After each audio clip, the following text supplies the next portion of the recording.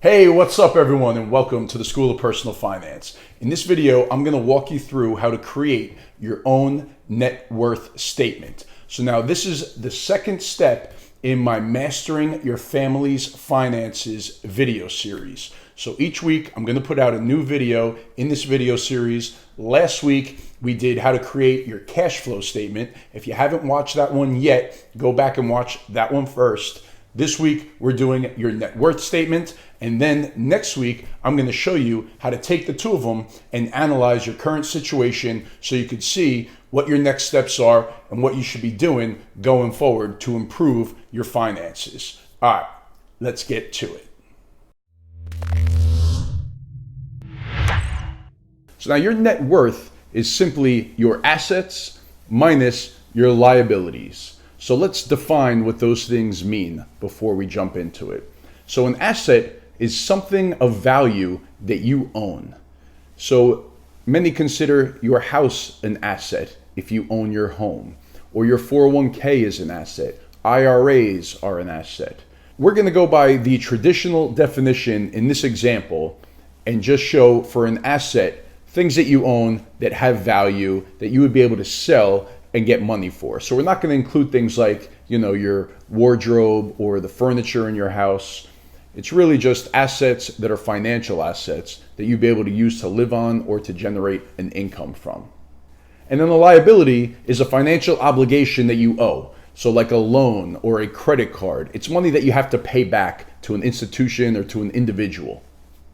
So let's jump in. We're going to continue with our example of Michael and Lucy and write down all of their assets and their liabilities. The net worth statement is a lot easier than the cash flow statement because there's just not as many moving parts and variables. So all you really need to do is just sit there for a minute and think of all the things that you own. So here are some examples. This is what Michael and Lucy currently have in their asset column. So they have their house, they have their retirement accounts, 401k plans, Roth IRA, they have their kids' 529 plan, and a savings account. And then we just add it all up, $654,000 in assets. Then we move over to the liability side. So for liabilities, they have their mortgage. And here you want to enter in the rate that you have on there as well, because it just helps us make decisions on if we want to pay that down or how we want to go about allocating your money. So the mortgage, 4.5%. We have a HELOC, which is a home equity line of credit. It's like a second mortgage on the house. And that's at 5.25%. Now with a home equity line of credit, they are typically a variable rate. So that is a variable rate loan, meaning that the rate can go up and down. It could fluctuate. So when you hear the Federal Reserve is raising interest rates, the HELOC usually will follow suit. After that, we have the student loans. So the first one is at 4% and the second one is at 7%.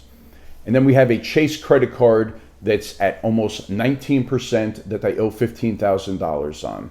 And those are the total liabilities. We add it up and we get to that $445,000 number that you see there.